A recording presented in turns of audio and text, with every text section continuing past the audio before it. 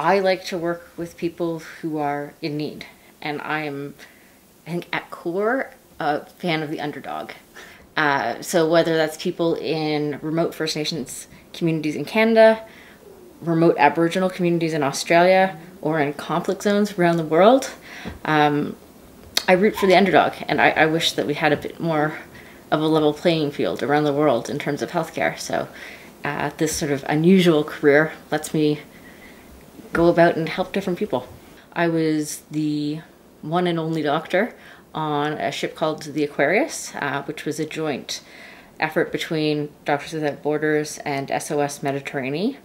They did kind of the boat stuff, we did the health stuff, and on my time on the boat, which is about 4 months, we rescued over 4,000 people, and we helped to bring people who were in sort of dire conditions and really crowded, unseaworthy vessels.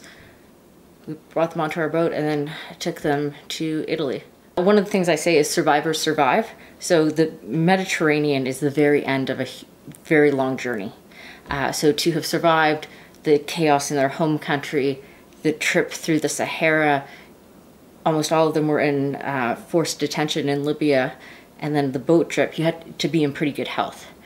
The people that we saw who made it to us were generally universally traumatized. We saw some people who were victims of torture. Many of the women had been raped along the way. We saw skin conditions, lung conditions. I helped the midwife deliver a baby.